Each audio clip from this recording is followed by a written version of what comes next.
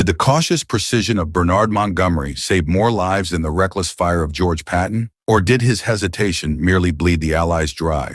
As the world burned in 1944, these two titans clashed not just with the Axis, but with each other, representing two polar opposite visions of how to win a global war and at what cost to the men following them. We dive into the brutal tactical divide that defined the liberation of Europe, featuring General Dwight D. Eisenhower, Field Marshal Erwin Rommel, and the high-stakes gamble for the Rhine.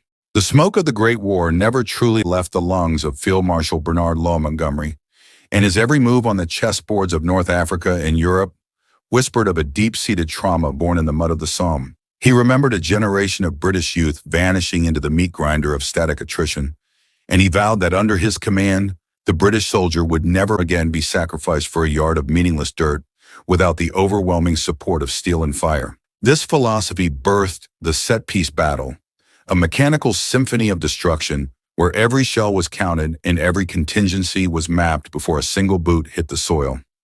Montgomery believed that victory was a product of superior administration and unbreakable logistics, viewing the battlefield as a laboratory where variables could be controlled if one possessed enough patience and artillery. He was a man of checklists and certainties, a commander who refused to roll the dice until he had stacked the deck so heavily in his favor that defeat became a mathematical impossibility. This inherent caution was often mistaken for timidity by his American counterparts. But for a British Empire already gasping for breath and facing a catastrophic manpower shortage, Montgomery was the indispensable shield that protected the remaining lifeblood of a nation. Across the Atlantic, a diametrically opposed force of nature rose in the form of George Smith Patton Jr., a man who believed that war was not a science to be mastered, but a spiritual crusade to be won through sheer, unadulterated violence of action. To Patton, every second spent idling was a second where a soldier might die from a stray mortar or a sniper's bullet, and he argued with a religious fervor that speed was the ultimate armor. He famously proclaimed that a good plan violently executed now is better than a perfect plan executed next week, pushing his Third Army to the brink of mechanical and human exhaustion because he understood a fundamental truth of the Blitzkrieg era. The faster you move, the less time the enemy has to kill you. While Montgomery focused on the preservation of his force through careful planning, Patton focused on the destruction of the enemy's will through relentless, terrifying momentum. He was a student of history who believed he had fought in every major conflict since antiquity, carrying a swagger that was designed to inspire his men and intimidate his enemies in equal measure. For Patton, the battlefield was a place of destiny where only the bold survived, and any commander who paused to count his rations while the enemy was in flight was committing a sin against the gods of war. This clash of ideologies first ignited in the blistering heat of the North African desert during the lead-up to the Second Battle of El Alamein, where Montgomery inherited a demoralized Eighth Army and transformed it into a rigid, disciplined machine. He refused to be hurried by Winston Churchill, ignoring the desperate political need for a victory until he had amassed a 2-to-1 advantage in tanks and a crushing superiority in air power. Montgomery's insistence on a massive logistical buildup ensured that once the offensive began, it would be a steamroller that the Desert Fox, Erwin Rommel, could not hope to derail. He prioritized the lives of his men by ensuring they never fought a fair fight, using a wall of fire to shield them as they advanced. Yet critics argued that his methodical pace allowed the remnants of the Africa Corps to slip away and fight another day.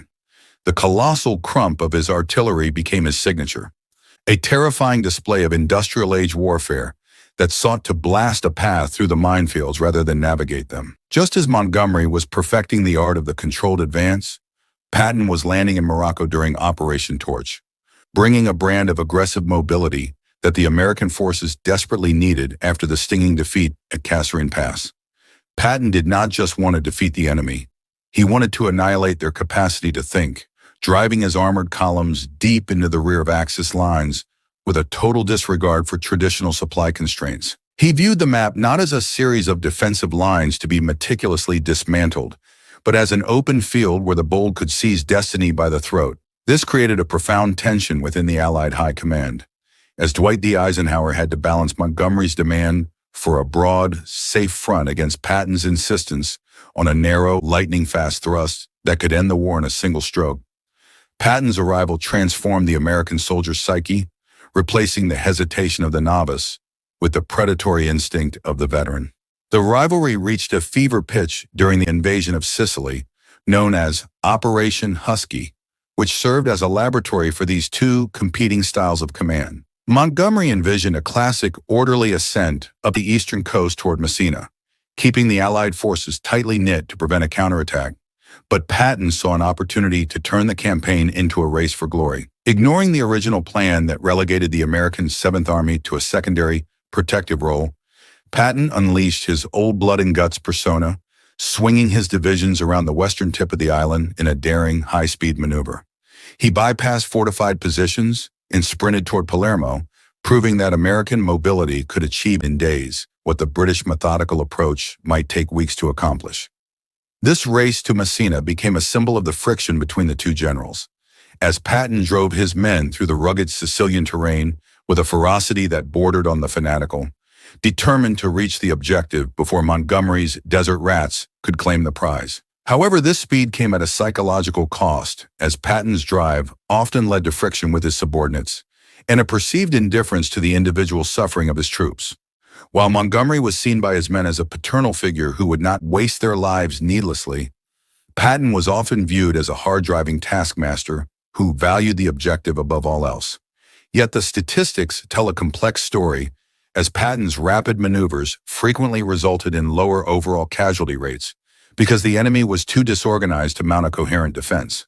By the time the Germans realized where Patton was, he was already behind them, whereas Montgomery's predictable, heavy-handed advances often allowed the Germans to prepare elaborate, deep defense networks that turned every ridge and village into a bloody fortress. The slapping of two shell-shocked soldiers in a Sicilian field hospital nearly ended Patton's career, highlighting the dark side of his no-excuses philosophy, a stark contrast to Montgomery's careful, if sometimes cold, management of human resources. As the Allies prepared for the monumental task of Operation Overlord, the debate shifted from the tactical to the strategic level, focusing on how to break out of the Norman hedgerows. Montgomery's plan for the Battle of Caen was a masterpiece of attrition, designed to draw the bulk of the German panzer divisions toward the British sector, so the Americans could find the space to maneuver. It was a cold, calculated trade of British lives and armor to set the stage for a grander victory, a decision that haunted Montgomery even as he claimed success. He knew that by pinning the elite SS divisions in the east, he was creating the vacuum that would eventually allow Patton's newly formed Third Army to scream across the French countryside like a scythe through wheat.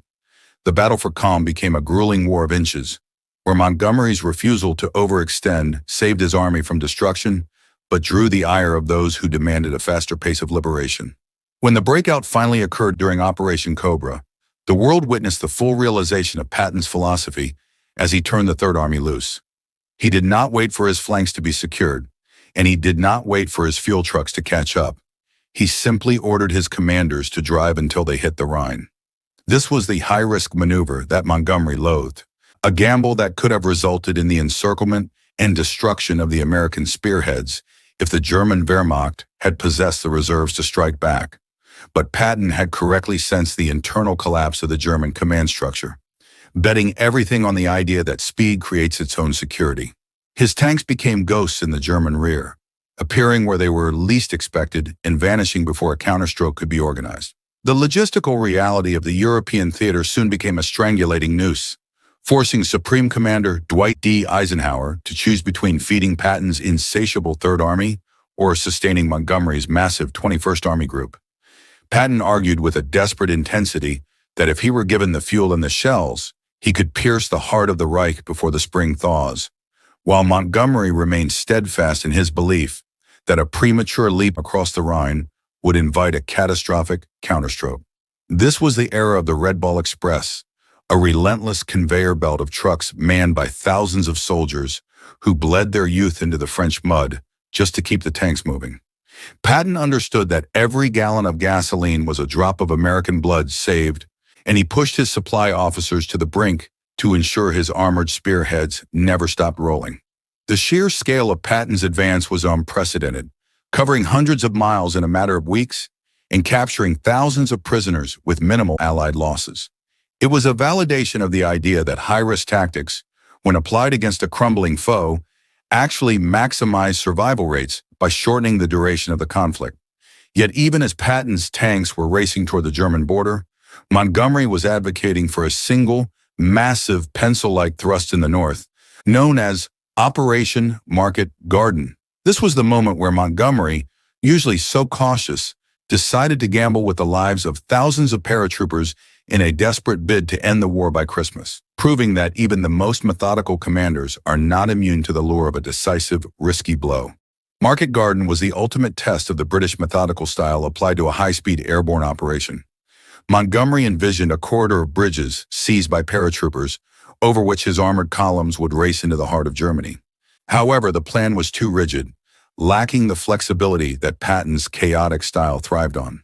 When the first bridge at Arnhem remained uncaptured, and the German resistance proved far stronger than intelligence suggested, the entire operation ground to a halt. The bridge too far became a symbol of Montgomery's rare failure to account for the unpredictable nature of war, leading to the near-total destruction of the British 1st Airborne Division.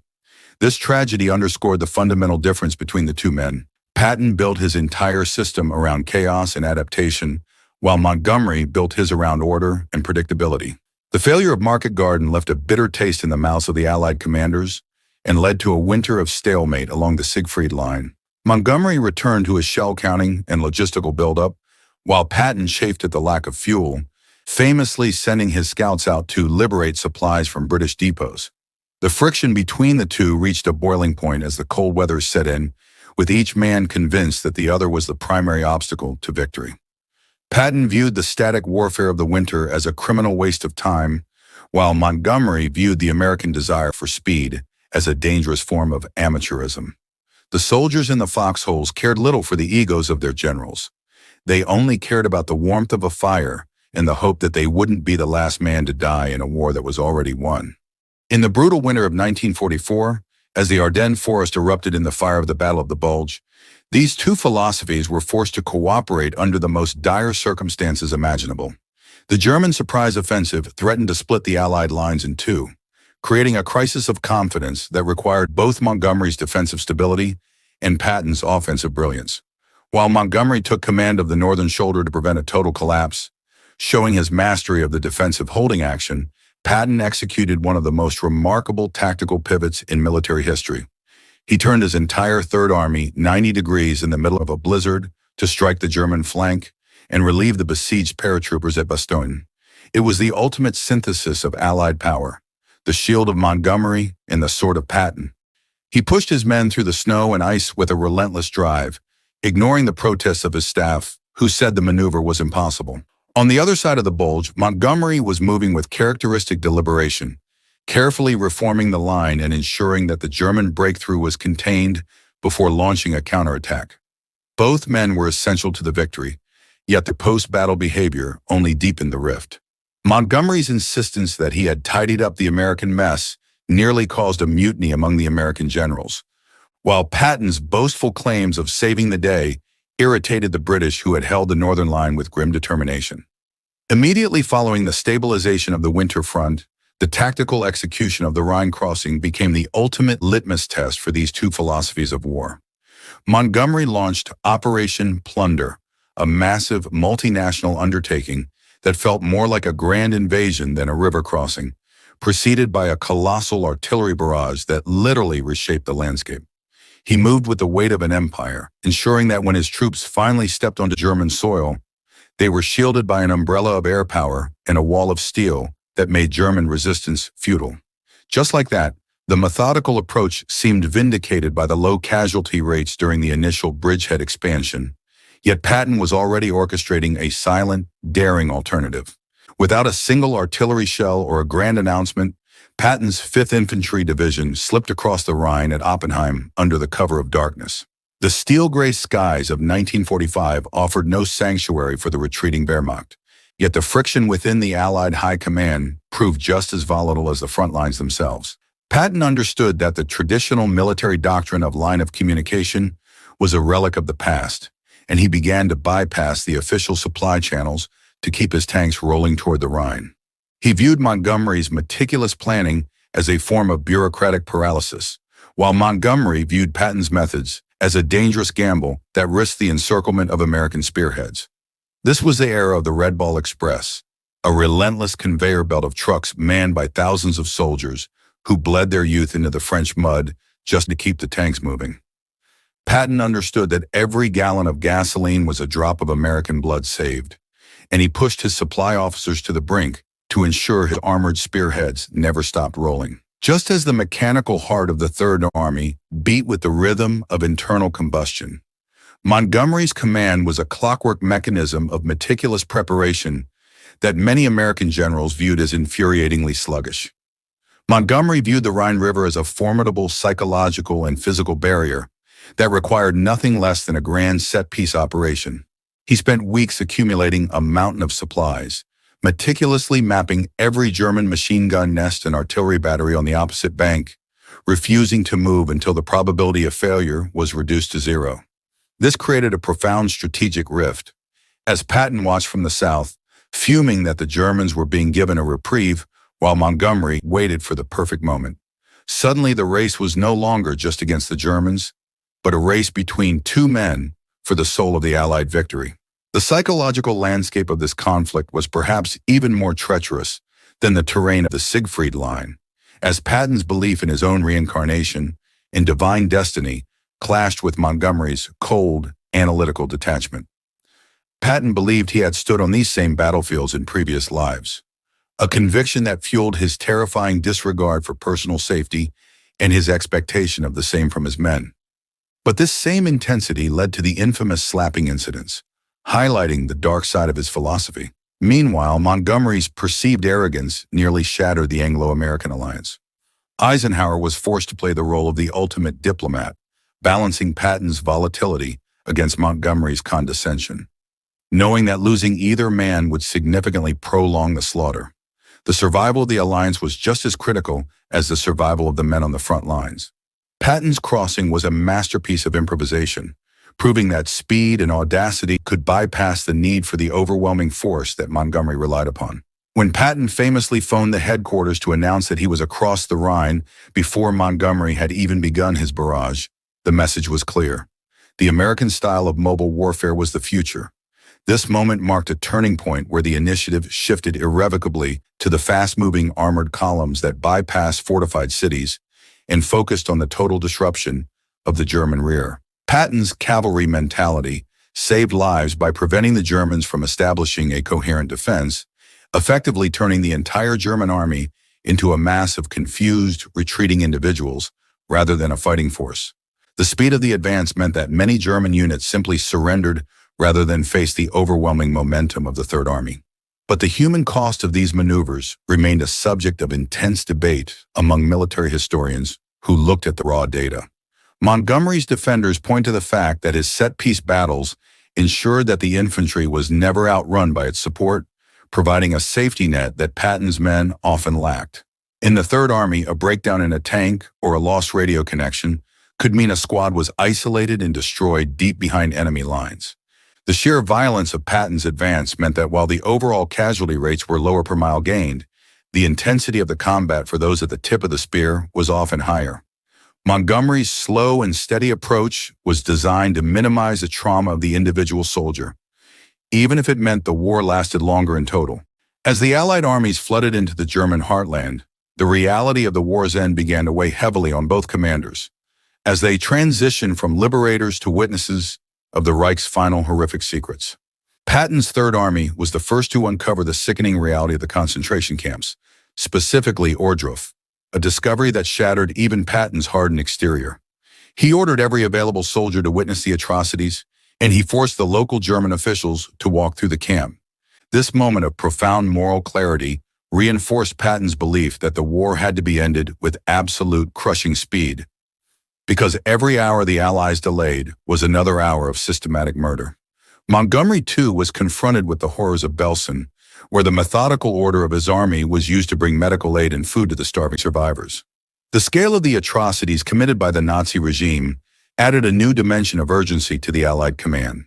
Every tactical decision was now framed by the knowledge that the enemy they were fighting was not just a military force, but a machine of industrial-scale slaughter. Montgomery's logistical brilliance allowed for the rapid mobilization of relief efforts in the liberated areas, while Patton's speed continued to liberate more camps every day. The friction between their styles seemed minor compared to the absolute evil they were now witnessing. The soldiers who had grumbled about Montgomery's caution or Patton's demands now understood the stakes of their mission with a clarity that only the sight of the camps could provide. The endgame of the war saw Patton pushing his divisions toward Czechoslovakia and Austria, driven by a growing fear that the Soviet Union would become a greater threat than Nazi Germany ever was. He urged Eisenhower to let him take Berlin and Prague, arguing that the Western Allies needed to secure as much territory as possible before the Iron Curtain fell.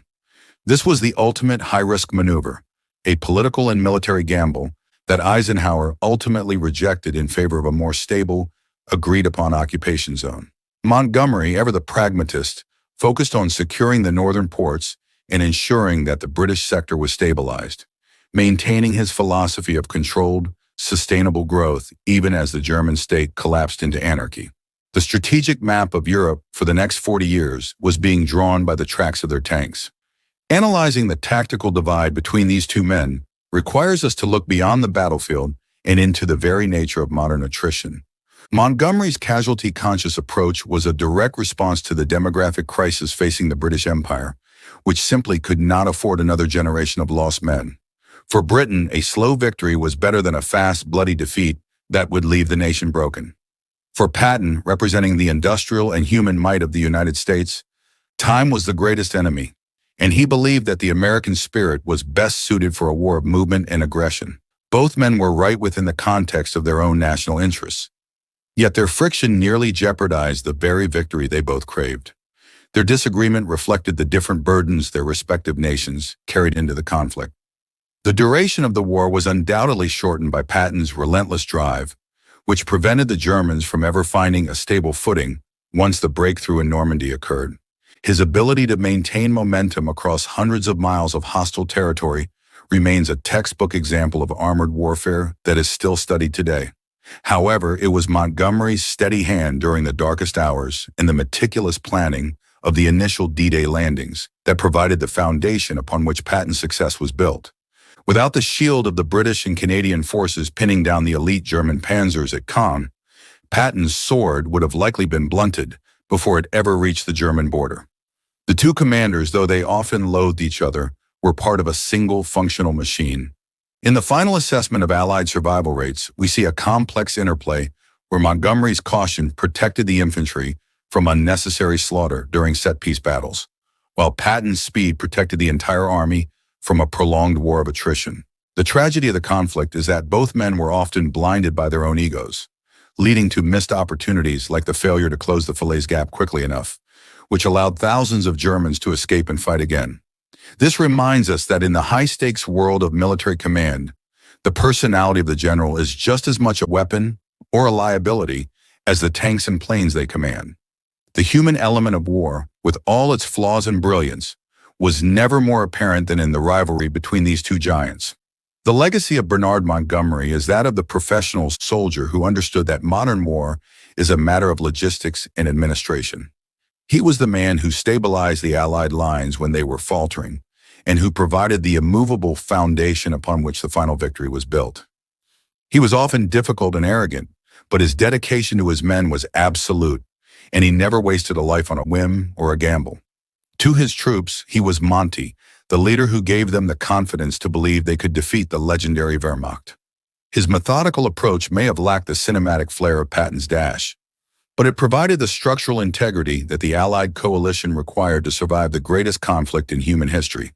He was the master of the long game, ensuring that when the end came, the British Army would still be standing. George S. Patton remains the quintessential warrior, a man whose entire existence was defined by the pursuit of victory through aggression.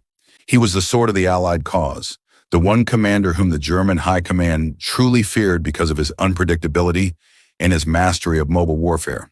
His belief that speed was the ultimate armor saved thousands of American lives by denying the enemy the chance to fight back effectively.